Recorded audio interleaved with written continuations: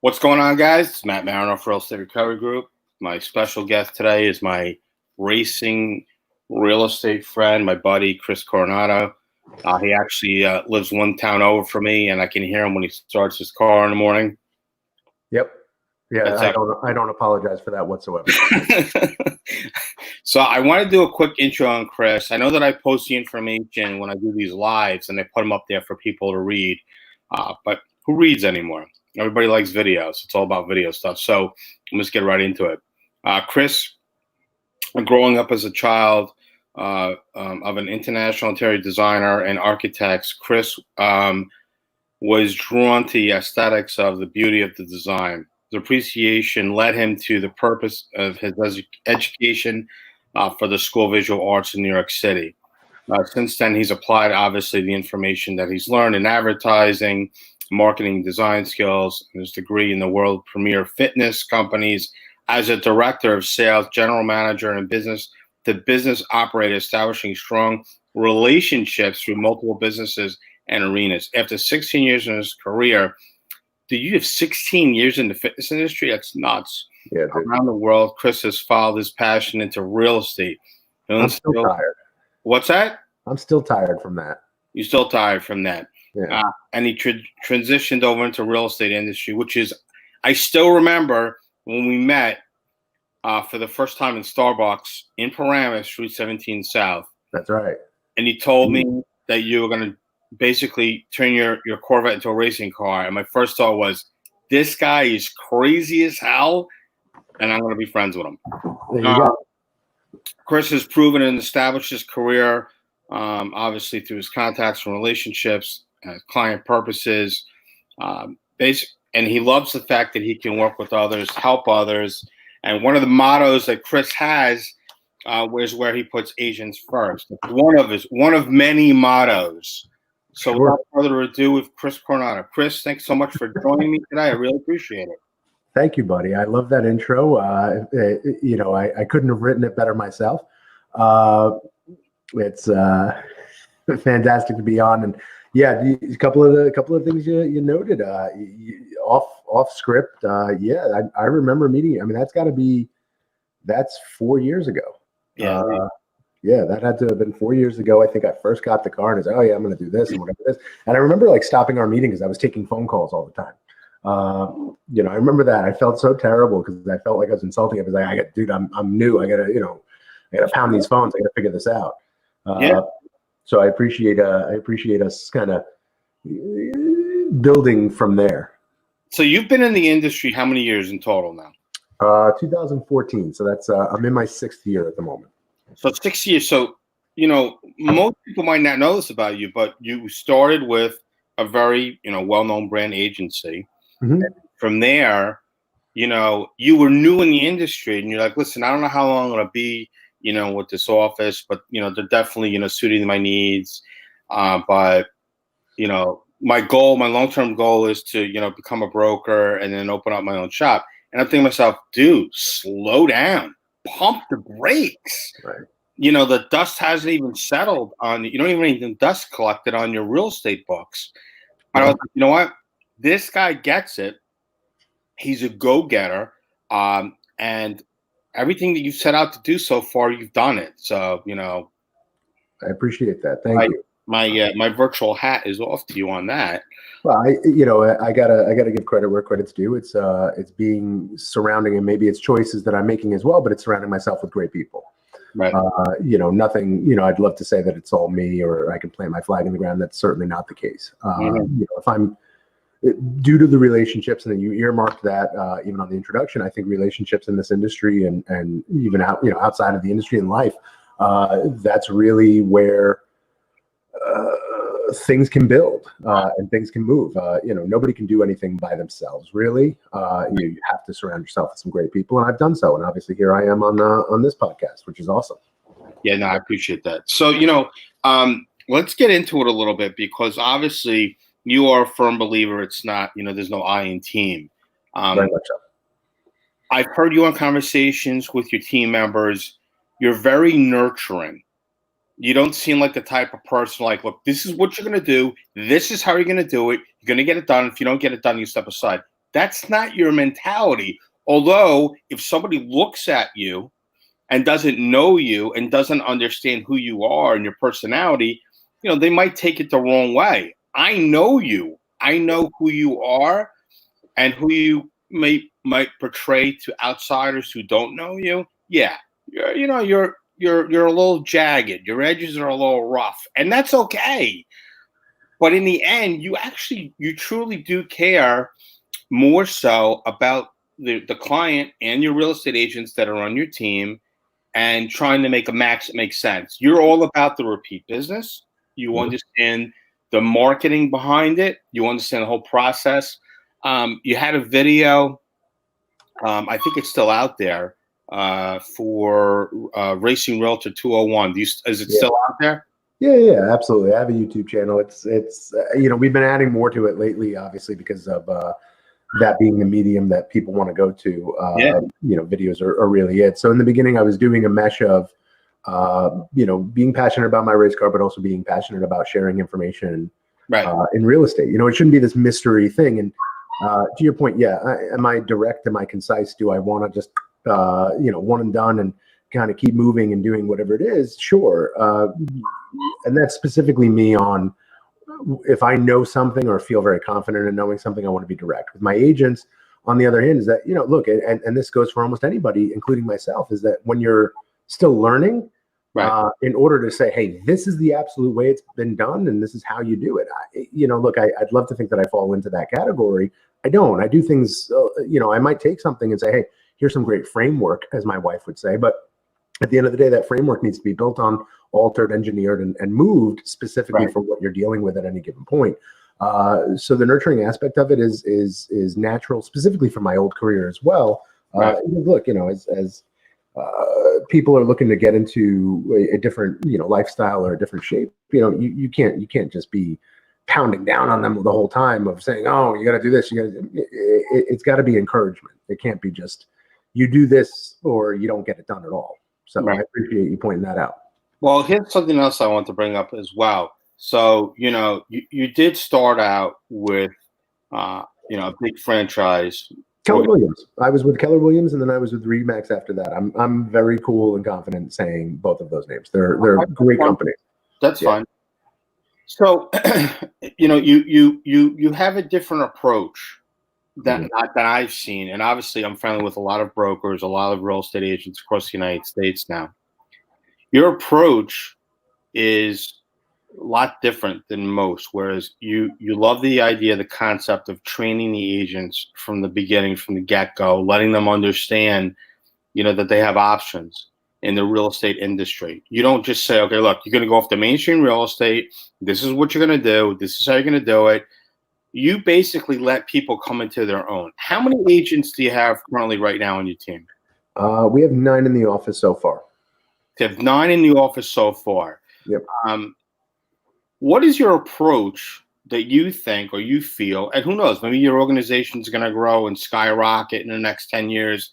I don't know where your vision is on that, but I do know that you are very involved in the day-to-day. And as I said, I've been out to lunch with you multiple times, and you're always like, excuse me, I got to take this call. I have no problem with it because I like hearing what you say and how you say to your agents, as the owner of the company. You're not the broker, but you're the owner, right? And the broker is my partner as well. Okay. What's the concept behind it? Because anybody can go to any agency. Why do you think that the people that come with you and the people that are with you, they've been with you for a while, nobody's really jumping ship? Why is that? Well, so our position on almost anything is to keep everything very small and tight at the moment. We and again, we respect the other offices and some of the other franchises and some of the other business models that say, hey, we're going to hire and recruit as many as we can. And look, there's a business model for that. I'd love to think that we can support 100 agents today. We can't, and I know we can't. We have to continue to build the office, but what we can do really well is support a smaller group of people who are really set on being the best they can possibly be. That doesn't necessarily define everybody being exactly the same or the best that, I could be. If I can be here and your aspirations are here, then we're going to get you there. And this is where we're going to be. But I want to make sure that you're the best version of yourself. Forget about everybody else and who the top agents are and who's doing what. Look, they have niches. They've been in the business long, this amount of time. They want to be perceived this way. They want to be known for the business this way. I want to really be able to say to the agents, hey, we see the X factor. We understand what your skill sets are, and we want to really embellish those skill sets and move those skill sets forward. And frankly, if you don't like something, don't do it. And that's been something that I've had for years. If you're just not, if you're not passionate about it, or if you don't like it, look, there's agents out there that just don't want to take rentals. And they don't like rentals. They don't like anything about it. They don't like the process, whatever it is. It's not comfortable for them. Okay, then don't do them. If that's something you don't want to do, and I'm not going to focus on wasting my time. And that's how I really do feel about it, is that it's a waste of time to say, hey, I'm going to take something you really don't like, and I'm going to force you to do it and make it better for you. Frankly, why would I waste my time there rather than say, hey, you're happy about this. You really like doing this.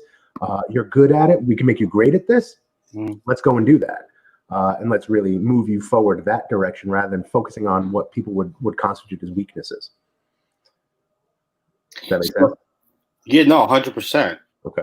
So you basically skated all three already, which is great as far as setting your office apart from others. So right now, obviously, you have a current roster of agents that you're working with, opposed to where they were, previously. What's the feedback that you're getting from the people that are on your team? And some of these people, are they new in the industry? Are they seasoned? Give us a little background on the agents that work with you.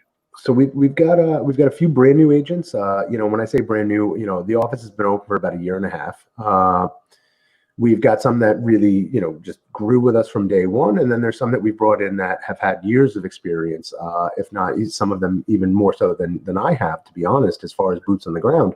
Right. I think one of the things that I'm really enjoying is the creativity, which is something that we pride ourselves on with the office, specifically for marketing.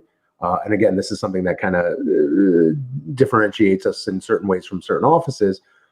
Is that we want to encourage marketing in a way that you feel is appropriate for your business or what you're looking to build. Right. Obviously I have this moniker of racing realtor and all the rest, and I kind of, I have a lot of fun with it, especially, with the car, we're right behind me. See, this mirrored image camera is fun. So yeah, that car right behind me. So I've built a brand off of that, and that's something that I want to do. But, then the car has also brought me to charity events, which we do 2 or 3 charity events every year, and kids stuff. And it's just awesome. So I've got other agents that say, hey, we want to do, whether it's doggy days or adoptions or, we want to do dog park stuff and hold events for animals. We love dogs. Okay, great. Cool. Let's figure this out. Let's see what kind of working parts we have. So, being able to get the excitement off of the agents and say, well, I don't know if I felt restricted, but I certainly didn't feel like I could just go do, where the office is really just 100% behind. It's like, hey, you have an idea? Cool. Here's the marketing team that comes in play, and they're going to go create whatever you want. You want to do postcards, you want to do social media images, you want to do a Facebook Live. We're going to help you coordinate that and make it look as exactly how you want it to be and how you want to perceive. So that's something that we're getting really excited about from our agents, veterans and rookies alike. And that's perfect. Obviously, from the marketing standpoint, you were in the fitness industry for 16 years. Most people would take it, and be in an industry like that for 16 years, retire, call it a day, and maybe just get like a part-time job. You basically took it in a totally different direction and said, look, I have conquered this. And by the way, you were a regional director or manager, district manager. How many locations?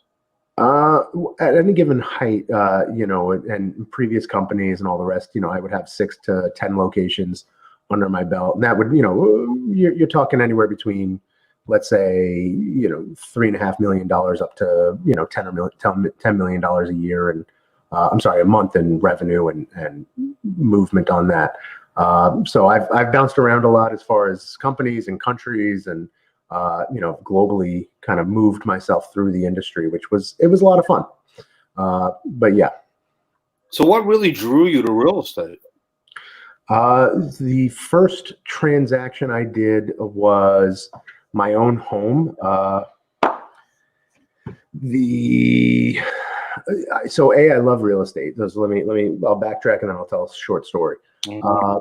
So I love real estate. I'm passionate about understanding, especially in the United States. And, I think a lot of people understand this. And if not, look up history, is that true wealth is earned through real estate in this country. Over the last, hundreds of years that we've been developed, we've gone and looked at land and real estate and homes and all that fun stuff. So, there's always been a passion of an understanding of, wow, there's real people can develop wealth. And I see it every day, especially some of my clients that, bought their home 4 years ago and said, hey, I'm able to refinance, my monthly payments lower, and I also have this cash out, and I'm able to, put an extension on my house or make my house a little bit better. Or maybe I'm going to sell my house with the profits and go and find a bigger house. That's amazing for really not having to, continue to do, just day labor and work and all that. So even when I purchased my own home years ago, I saw the transaction, and I understood what was going on with it. And, I was drawn to the idea that there's a lot of, very much like the fitness industry, there's all these connecting dots along the way, and being able to hold a hand and encourage through and guide through while keeping the expectations set. And I said, oh, this seems like something that it's a great match for me. And then once I got into it, it took hold in a lot of those instances. And I said, you know what, through relationship building, through guidance, through setting expectations, my business became easier and easier to accomplish because it was easy to get this information out to people. Interesting. All right. Thanks. What about you? I'm going to turn this around real quick, and I want to ask you a question. What's going on with your business at this moment? How do you feel? And again, this is a surprise question, so if you want to skip over it, feel free. How do you feel your business specifically on the short sale aspect? And look, we're in New Jersey. New Jersey, New York, and a few other states have said, hey, foreclosures, things like this, they're going away.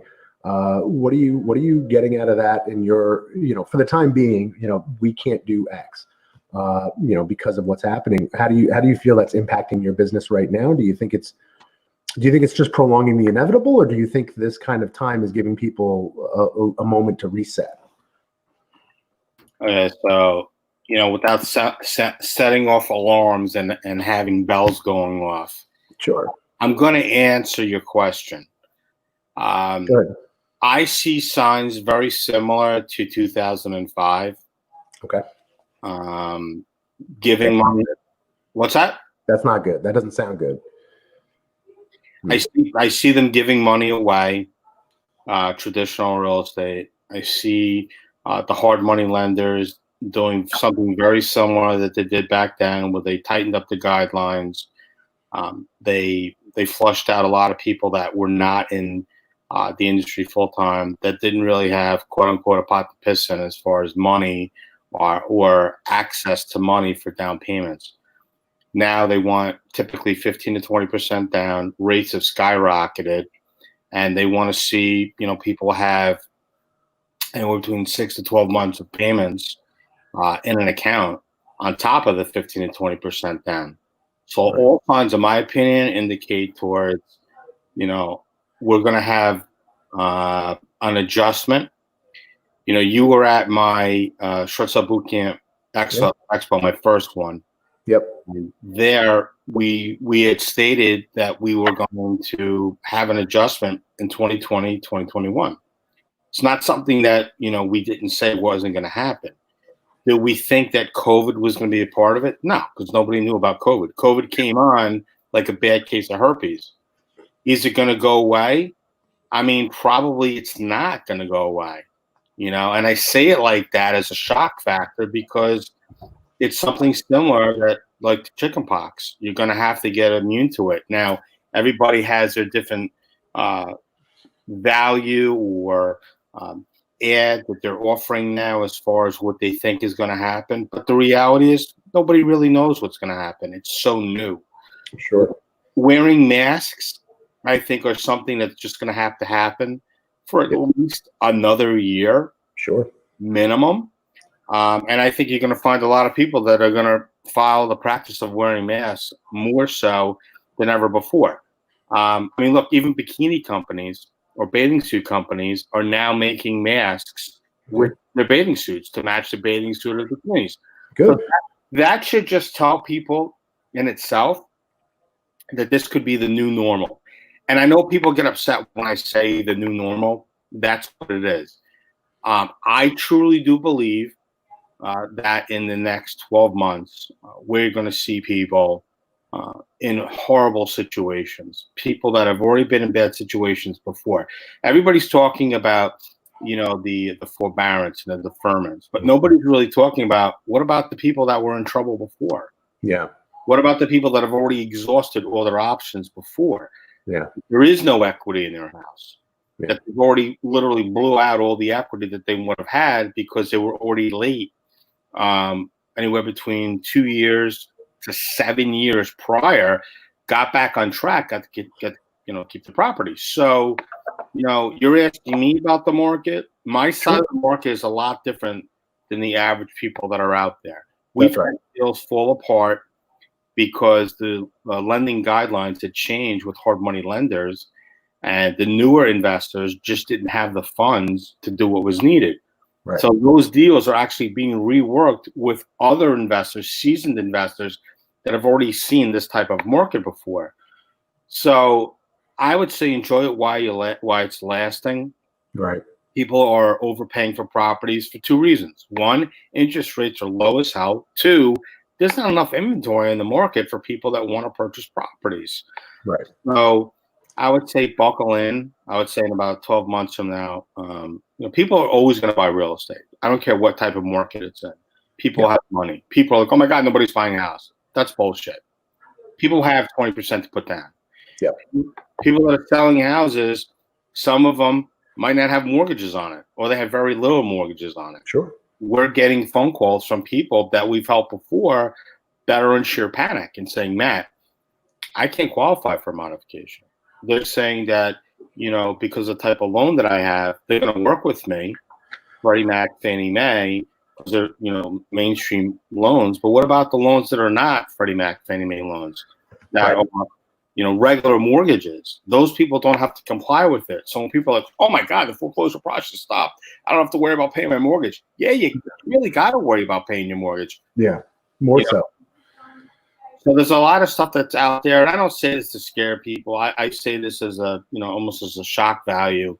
And anybody that's following me, or it's going to continue to follow me, or new viewerships that we're getting every week on my private page, my short sale one-on-one page, we're averaging about 25 to 30 people a week of new people that are coming on and that are reaching out to us and saying, hey, we want to know more about Real Estate Recovery Group. How can we work together? So right now, the market's great. Ride the wave while you can. The market is short. The rates are low. And I see a lot of similarities to when I got into the industry in 2005. And I had one of my guests on. She actually talked about how she was killing it. Penthouse apartment, she had 2 restaurants, real estate, whatever. Right. And I don't know. She told me, what was it 2005, 2009? She was homeless, sleeping in the car. Yeah. So the reality is, this type of market can actually make a shift in people's wealth if you don't understand really how real estate really works, and they got lucky. Right. And that you're going to see more people actually become millionaires, I believe, in this type of downturn market over the next couple of years.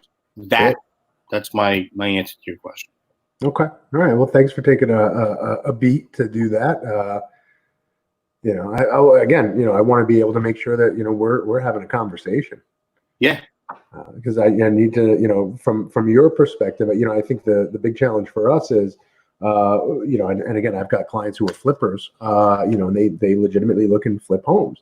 Right. To your point, when you stop something, whether it's a foreclosure, short sale, or whatever, Something that, that's an option for people. Look, people have the option for short sale or they go into foreclosure. It's not the best option. It's certainly not a positive option. But at the end of the day, if it's a necessary evil to, getting them through this time in their lives, there are people on the back end, to your point, that are making money off of these things and saying, hey, I can buy this house. I'm going to go ahead and put some money into it and get it back on market.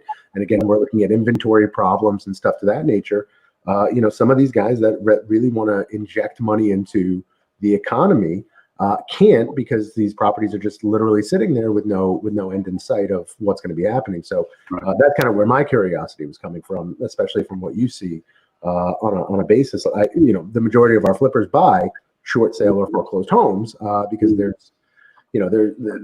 cheaper. They're cheaper than somebody that's been living in their home for 20 years and have taken care of it and have nurtured it and have looked at it as positive equity. So thanks for answering that. Look, guys, anybody who's watching this that doesn't follow me, or you follow Chris, you follow me, maybe you follow both of us. This is Chris's information. You can reach out to Chris. Obviously that's his cell phone number. He's very hands-on. If you get his voicemail is the happiest voicemail. I don't know if he did a couple of lines of something or whatever it was, but he was jazzed up when he does it. That's his personality. He gets excited by helping people, matching happy homeownership, with people that are looking for homes. So if you want to reach out to Chris Coronato directly, you could call him on his cell. You could text or call 917-854-4265. Chris Coronato, again, services the New Jersey area. He can help you in all New Jersey, but what is your main focus primarily? What counties? Well, we keep modifying, but look, I live in Bergen County. I grew up in business with Hudson County, so those areas are certainly dear to my heart, and I'm very familiar, and I'm always happy to have people moving into being my neighbors or moving close by. So certainly that's a specialty we've recently gone into. And again, this is me personally. There's other agents that we have in our office that specialize in Passaic or Essex or Union or going out to Sussex even, or Morris. So we try to encompass North Jersey, because frankly the journey of buying a home certainly doesn't stop in one. There's people that say, hey, I want to live in this town. This is the town I'm going to be living in, whatever it is. But first time home buyers seem to be a little bit more flexible in the idea of, hey, we want to find the right house in the right area, and we know that there's several of them, and we want to make sure that we're making the smart decision. So we've kind of had to really become not experts in all areas, but certainly unbelievably knowledgeable in all areas. And we've brought on agents to kind of enforce that and duplicate that process. So we have specialists in almost every area now, and we're happy about that. Okay, so guys, if you want to reach out to Chris and you want to speak with one of his team members, Chris is a team player, and he'll match you up with one of the agents that would work best with you. And if you want to work with Chris direct, it's fine. Again, his cell number is 917-854-4265. That's the best way to reach him. You could also email him if you want. I would advise text and calling. You could email him at chris@coronatopropertygroup.com. And then you can go from there. As far as let's keep going, because I have the reason why I numbered the questions, because I have a lot of questions for you. Sure. You're not the average person that comes on, so I wanted to basically write everything out, and I appreciate your patience. Sure. As far as today's market, as far as the showings that are going on, what are the changes in the process that you're seeing, good and bad? Okay, so good and bad. So the good part is that obviously we're focusing on safety. That's going to be our main encompassing category as far as what's going on with showings. Showings have not stopped. Other states have stopped showings completely. There's a lot of little bits and pieces around it. As when they're opening and what they're doing. I'll speak to New Jersey specifically. Showings have not stopped at any given point. Things were still going on, but it has changed into, again, from a safety perspective, gloves, masks, booties, and If the home is vacant, even better. You're the one-eyed man at that point. And the parameters before that have changed as well. So there are forms that we need to sign and things that the Association of Realtors has brought to our attention and said, hey, we need to really focus on these things and making sure that the environments are very safe. So that's been a big deal. I can't say that's bad. I think it's a good thing that we're following even beyond what CDC guidelines may say. And then, of course, vetting clients, vetting buyers, vetting anybody we're gonna come in contact with. I think it's giving us a realization, and maybe this is an unpopular thing to say, hey, I've gone out with clients that, no, we didn't get a pre-approval yet. We're working on it. We're doing this. We're doing that. We really want to find a house first. And I'm guilty of that. And I think almost every agent is at some point saying, yeah, I've taken clients out. And frankly, by the time we get to a house, they can't buy it. It's out of budget or whatever. This is giving us really no latitude to say we're going to go out willy-nilly. I want to protect myself first, which is, it's kind of like an airplane. Protect yourself first, and help everybody else. Same idea. If the mitigating risk and mitigating who we are interacting with is only going to help us in the future of all the other people we're interacting with. So all of it's been very positive. All of it's been very good. As far as the showing process is concerned, but I think the bigger challenges, no open houses, no real flexibility in certain things. That may be a challenge. I don't necessarily, look at it as a bad thing. So from a positive perspective, it's really been more of protecting ourselves, protecting our clients, protecting the sellers, the buyers, and everyone else around us. It's in line with what we do regardless. We nurture. Chris, what do you see as far as, the whole virtual tour? I know a lot of people are very hands-on. They like to jump in the car, old school, burn through gas, put miles on their car, not even get people pre-approved. What would you say as far as the virtual side of the industry? Because I tell people all the time, because people ask, why don't you become a real estate agent? To me, that's not sexy. What I deal with every day, the garbage that I have to deal with as far as taking a square peg and jamming it in a round hole, I don't look at it as, to me, I don't look at it as something that is work. I get excited about getting up every morning and everybody's like, oh my God, it's Monday or Sunday night. I gotta go to work. For me, every day is a Friday. If that makes sense. So if I was a real estate agent before COVID-19, regardless, and somebody wanted to see 15 properties, I'd say, look, I'm gonna send you some virtual tours, or I'm gonna have my assistant go out do some videoing of the properties. We're gonna send you some stuff. Take a look at the stuff that you're interested in. We'll go from there. Yeah. Because you have to think about the people that are looking at the property. There may be one of the things that they're looking at. So the 15, you're dwindling it down, and maybe it's only 6. And out of the 6, really, maybe it's only 3 or 4 that's really going to be a perfect fit for them. What are you seeing on your side, or what are you offering people virtually right now?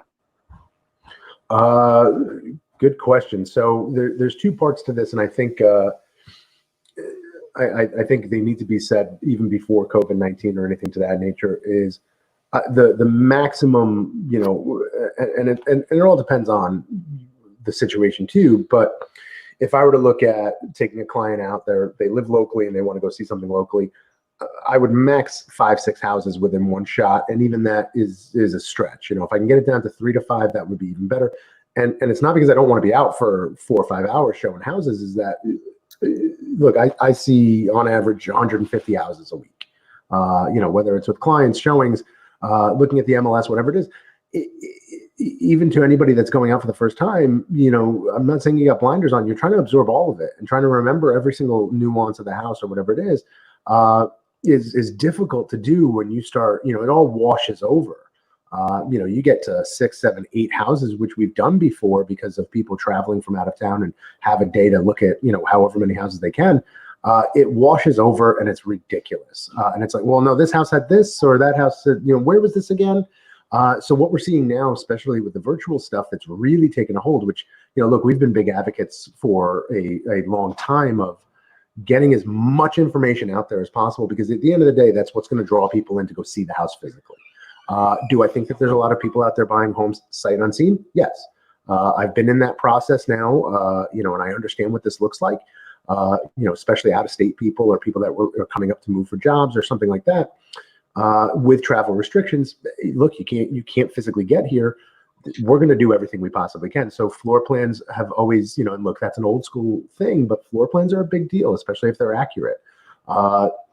Looking at an actual virtual walkthrough, and this isn't a picture slideshow. This is saying, hey, here's a 3D shot of a room, or here's a rotation of a room. It's a still picture is great, and it's beautiful and it's nice, and if you couple that with the dimensions of the floor plan, sure, you can probably paint a slight picture of it. But when you're adding video, and especially as you go through outside features of the home, because you're not just selling a home, you're selling a community, you're selling an area, you're selling a road, you're selling a street.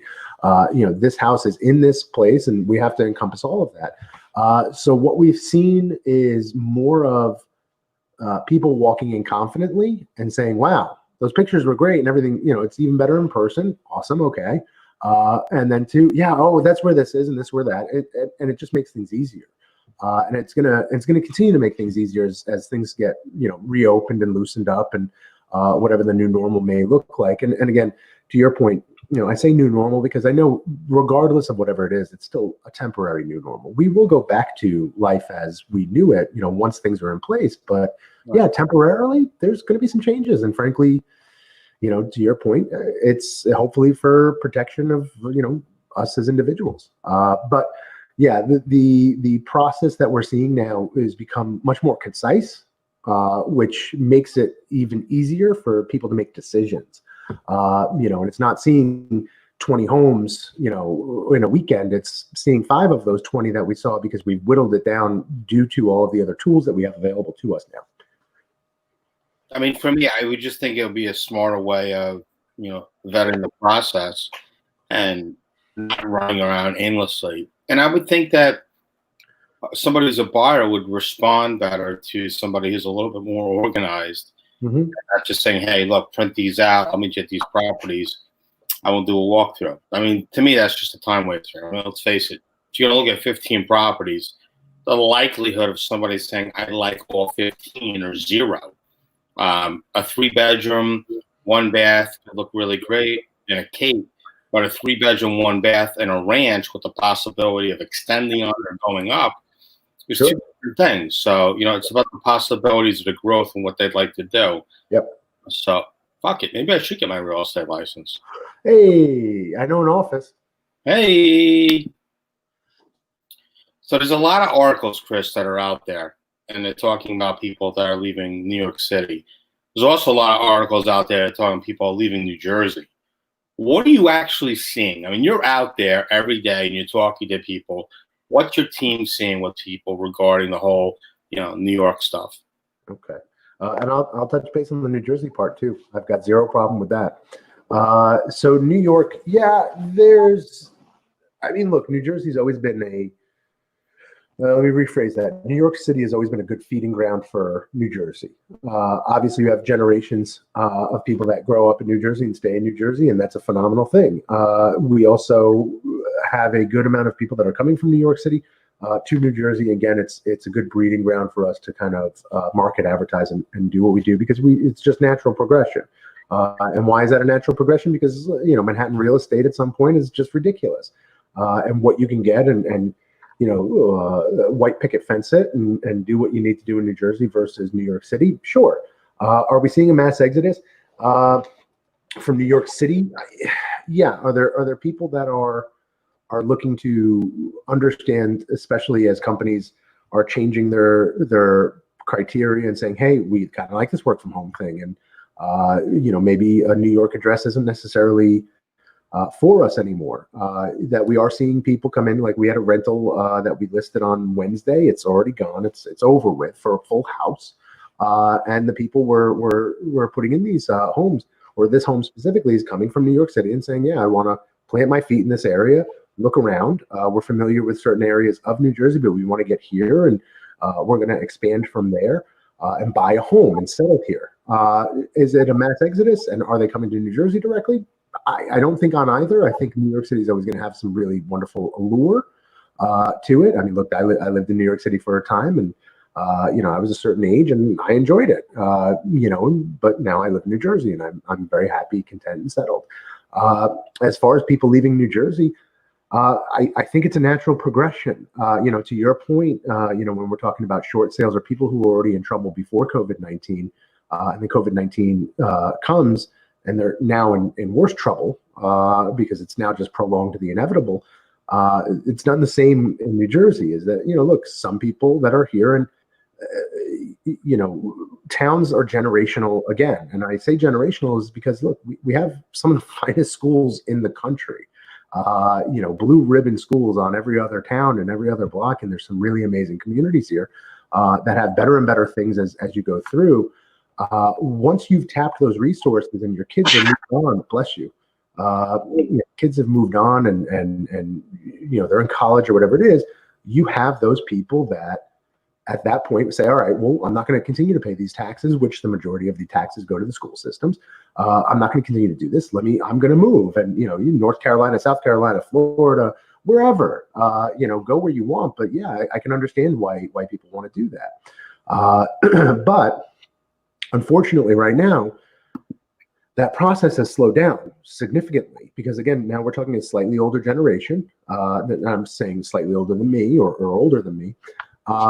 The idea of those people listing their homes it's always there, and it's always cyclical. And communities go through this rebirth of older generation, and then younger generation comes in, builds another family, does that, and then it's a repeat process.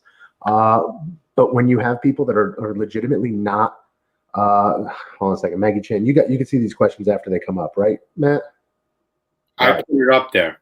All right, awesome. So I'm going to keep that there because I'll address that one. The challenge that we're seeing specifically because the older population, look, they're the most vulnerable during the coronavirus and the COVID-19.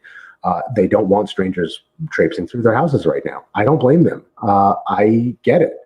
But that's done a deal on inventory.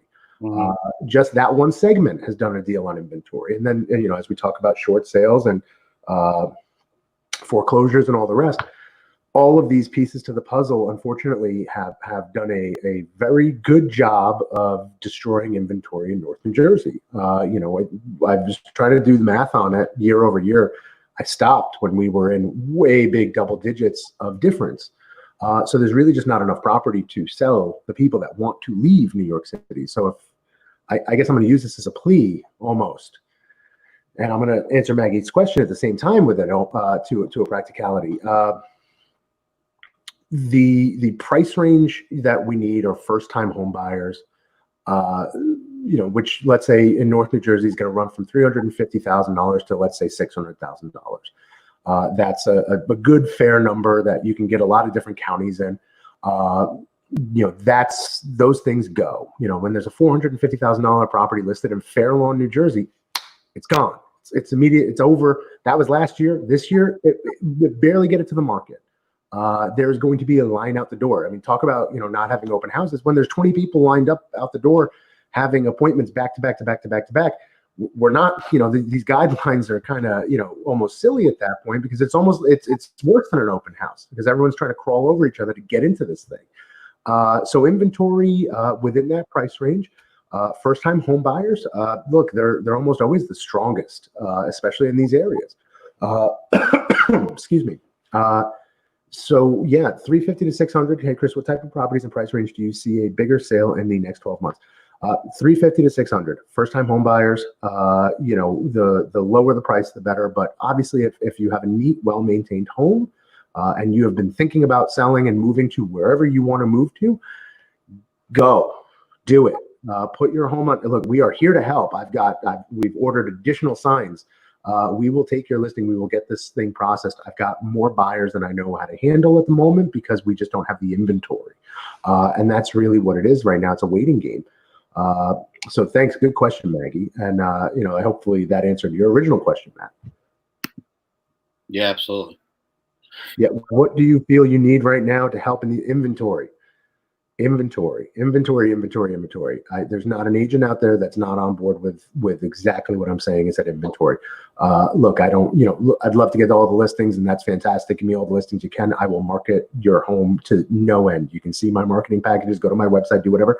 But if you're working with another agent, you were thinking about working with another agent, and you spoke to another agent, and you were going to list your home in 2020, just go and do it.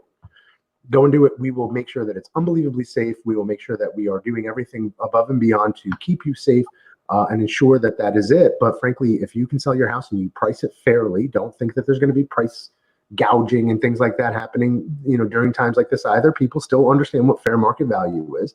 And you wanted to put it on at fair market value, get it on the market. It will sell. There's no doubt in my mind.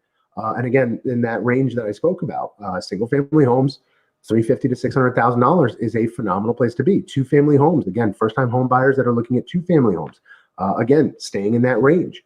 Some of the stuff that we're seeing a slight slowdown in is what we can call the luxury market. When people are very tied to the stock market, people are very tied to understanding what their budgets look like. Maybe a lot of people have been furloughed or temporarily done.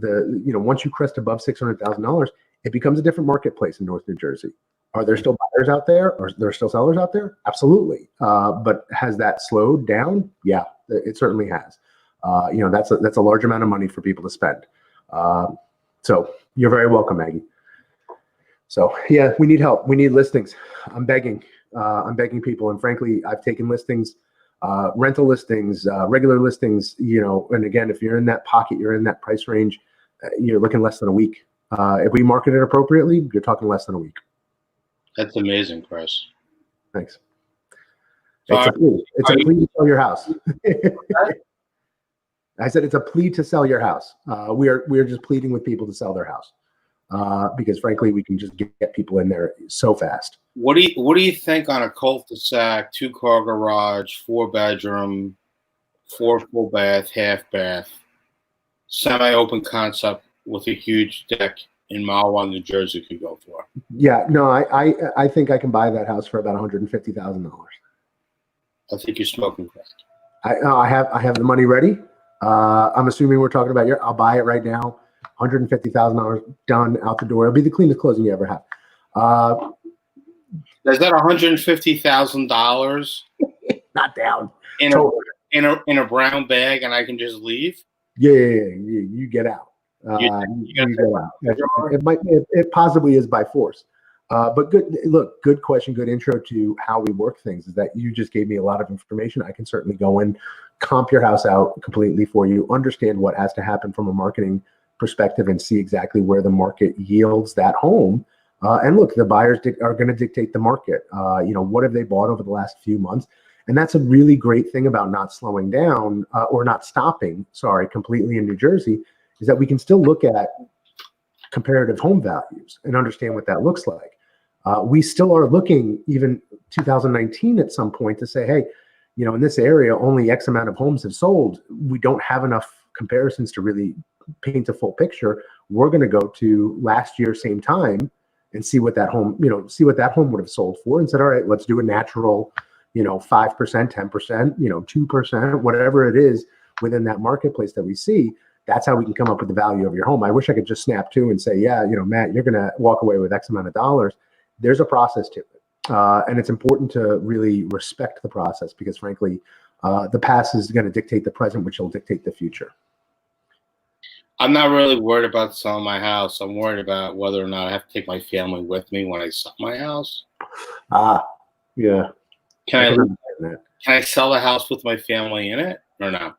The offer's now down to $100,000. Yeah, I'm actually going to get a lot of backlash for probably saying. I have no doubt, and I only lowered it, not kiddos or anything, but I like your wife, so she could stay. Got it. The kids have to go. What about the dogs? Yeah, the kids. Yeah, the dogs are cute too. Kids. It's a lot of responsibility there right now. The dogs I can figure out. Gotham will figure it out. Right. We're talking $50,000 now. Yeah. We're just off the table. Can I just do an even swap and take your VAT and call it a day? No. That's your baby. That's worth a lot more to me than $100,000. I can appreciate that, Chris. obviously, I know that you guys are, continuously hiring agents. Yep. What are you guys looking for? If somebody's watching this right now and they're either licensed in New Jersey, they're in New York, maybe they move into Jersey and they want to park their license and but really understand, what it takes to work with and be on the Coronato team. What would you say? So we don't park anything. We keep driving forward. So that's first. Second off, we look for agents that are strictly very passionate about helping and guiding clients. Look, there's and again, one of my multiple sayings is that if you work appropriately, correctly, have the best ethics you possibly can, have the best you are the best at what you do, money will follow. Mm-hmm. With that said, I want a lot of agents to think about that and say, hey, am I doing the best I possibly can with this? And is that effort, moving forward? You will make money in this business. You'll make money in almost anything you do if you really are just passionate about the process and you're passionate about people. So if we see those two things, that's something that we really genuinely narrow in and focus on because we feel that it's vital to the business. Second, we want agents that want to have the freedom and flexibility to understand what their marketing should look like. We don't lead with the name on the front of the jersey. We lead with the name on the back. We want to really pedestal those agents to say, hey, these agents have accomplished these things. Yeah, can we help? Yeah, can we push them? Can we do more? Can we provide more? Absolutely. But we want to make sure that those agents are getting recognized for their efforts and even in the small things that we do every day. So our new hires are going phenomenally. Some of them are veterans, and one of them, some of them are, very new to the industry. And again, if they have that passion, they're doing well. So luckily enough, a lot of our agents are doing well. Do you, because I know this is a big thing right now, because people, they're scared. They've tapped out their resources, and as you said, the market is scarce. Do you provide leads at all for agents that come on? Sure, we do. We have a couple of different lead sources. We have a couple of different ways that we do this. I was actually on the phone with an agent this morning. We were talking about kicking a lead back and forth to each other, and we share in-house leads as well. So what's good about broadening our territory is that we're not fighting each other for stuff. I may be in Bergen County and my partner's in Bergen County, but we have other agents that are in south part of Bergen County. We have other agents that are in Hudson County, or they live in Sussex or Passaic County. So we're not fighting each other for this kind of thing, and we're also being able to say, hey, I've got clients that are progressively moving from Hudson County to Bergen County. There's something there from Bergen County out to Sussex County or Passaic County. So we have somebody there. So even inter-office stuff we do a lot of, and then a lot of the marketing we have is that we bring in leads. So if we have leads to hand out, we hand them out. I know what my maximum is. I know what I can take on personally as an agent before I burn out or I'm exhausted or I really can't give the attention I want to give to every client. So at that point, the pot tips over and it goes to X. And every single agent understands that threshold to say, all right, cool. You can't take this lead, no problem. We're going to move on to the next agent that's on the list and somebody who wants to, work that area or whatever it may be. So yeah, we do have leads that are coming in. So the people that work on your team or work with you, and again, I say work with, not for. That's correct. I don't like that concept. Or Nope. people working for me. I like everybody to feel like they're a part of something. And that's so important. Yep. As far as the voice. What would you say right now would be your max as far as people working with you, buyers and or sellers?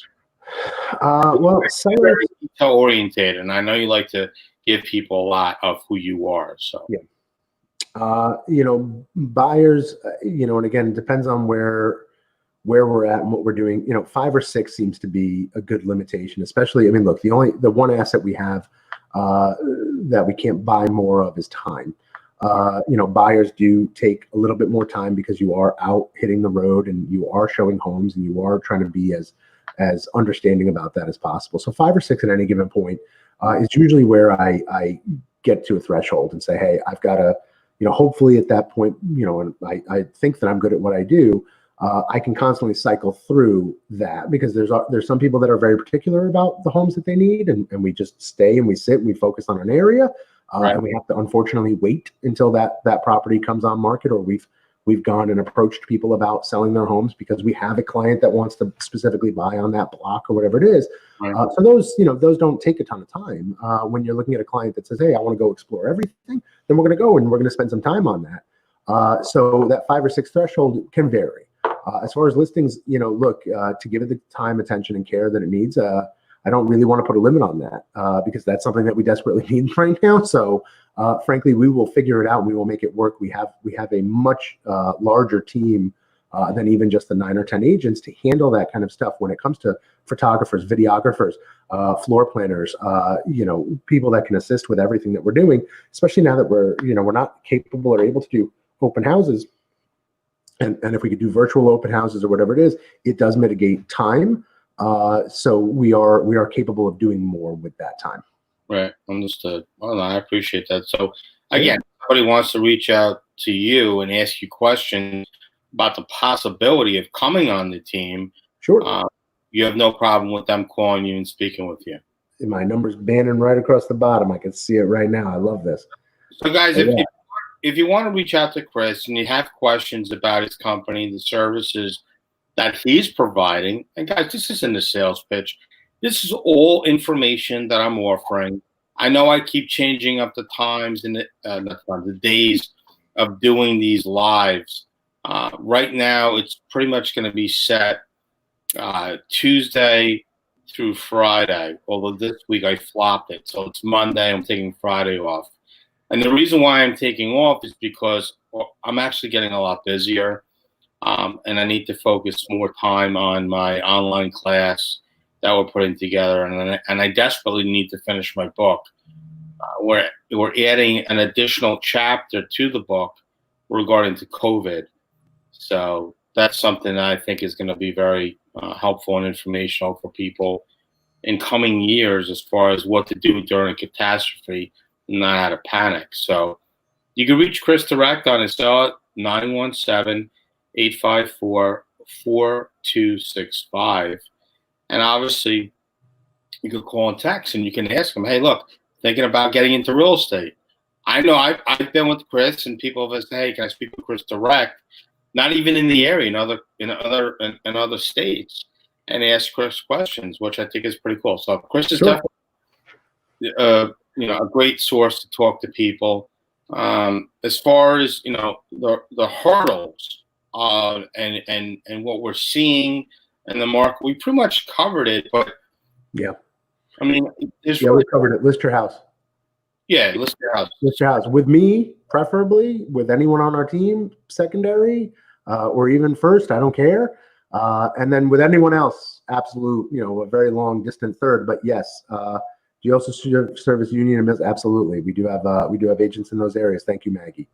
So yeah, you can reach out to Chris and talk. Maggie's actually a buyer. She's an investor. Oh, cool. Happy to help. But yeah, so list your house. That's a hurdle. List your house now. So Matt, Facebook user. Yeah. Once again, thanks, Doug. I appreciate that. Let's get back to these questions. Then we have 2 other questions back left. Let's see. All right. Positive takeaway as far as putting down a win over the last few months. Chris, what would you say over the last few months would you consider, I guess, a win as far as working with the sellers and the buyers across the board as far as real estate for you, not your team, but for yourself? What would you consider? It's getting organized, getting more organized. I know some agents that took some time off. They wanted to take a breather and they just wanted to stop everything, and they have the right to do. You have the right to do whatever you want. I took that time to sit back and say, all right, I was continuing to work. I was showing clients. I was closing, homes. We were doing all that. You can see my Facebook for that. But in the downtime, which there was downtime. I'm not going to tell you there wasn't. There were weeks that, look, there's a lot of stuff that was going on, and being inside the four walls gave me the time to say, hey, I am going to organize myself. I'm going to, look at the systems I have, change them, alter them, improve them, do data entry, which is like, my biggest thing is that I just hate entering things into stuff. But again, if you have the time to do it at that point, and you didn't take the time, well, shame on you, but there's always something to do, especially when you're running your own business. And look, every single agent needs to look at themselves and say, this is my business. Whether or not you have Coronato Property Group on the front of your shirt, or you have any other franchise or any other office on the front of your shirt, it's your own business. And to your point of, yeah, do we have leads that are handed out? Sure. But are you taking the time to actually organize the business that you have now and being able to understand where you can get leads from in the future? And does that come from organization? Does that come from looking at everything that you have in front of you currently? So it's important that, for me, I took it as a win to say, hey, I had a moment to organize, and I had a moment to reflect, and I had a moment to really get my business ready for what I thought the next few months were going to be. And I'm thankful I did, because right now we're busier, and I don't have to worry about X amount of things that I might have had to worry about if I didn't address them. Chris, I appreciate you coming on the show. That was a quick ass hour. I'm not going to lie. It was like a blink of. So, yeah, that was an hour already. Jeez. Yeah. All right, good. I got to get back to work then. I love when stuff, moves quickly, and, the questions flow and the answers come in. Guys, my guest today, my special guest, my friend first, Chris Coronato, somebody who's obviously blasted onto the real estate scene 6 years ago, and now has his own shop in Westwood, New Jersey, with his partner, Ken. And look, if you're looking for a change, if you're looking for advice to get into the industry, you're an investor, now would be the time to rethink what you want to do. I have a lot of investors now that are saying, I'm going to go get my real estate license. Or people that are investors that are licensed in New Jersey are now going to get licensed in New York, vice versa. So this is actually a really great opportunity for people that normally wouldn't have this type of downtime. When I say downtime, doesn't necessarily mean that you're not busy, but because of what is going on, the current affairs in the world right now, you do have the opportunity to make a change in your life. So, and you're going to see a lot of real estate agents, in my opinion, they're going to retire, or they're going to move out of the area because they're not tech savvy. They have no interest in learning virtual, showing styles. They're one-trick ponies, which is okay. I mean, the whole generation is obviously gonna fade away, and even some newer agents that I've spoken with, they're like, "Hey, there's nothing out there. I can't get leads. I have to go back. I can't even get a server job right now because nobody's hiring and they're sucking wind." So I know there's a lot of agents that have actually applied for unemployment and received it. So obviously there's that role as well. So guys, look, if you want to reach out to Chris directly, it's 917-854-4265. You can email him at Chris@CoronatoPropertyGroup.com. Chris, at the end of every live, I ask my guests, you're doing, I love it, to do the finger point. I don't know what you want, but if that's what you want, I'm assuming that's what you want. That's what I want. I'm going to give you an 8. I'm going to give you an 8.5, just for the fact that you cut me off and you went right to the finger. So I'm going to give you an 8.5 on that. Chris, thanks so much for coming on today. I hope everybody enjoyed this. You can see this on my Facebook page, the Short Sale 101 private group. I have 2 other groups that I tagged in that I haven't even launched yet. And obviously my YouTube channel, which is Real Estate Recovery Group. Thanks so much, guys. Until next time, remember, it's not a no until you get a restraining order. Chris, hold on one sec. Don't go anywhere. All right. Thanks, buddy.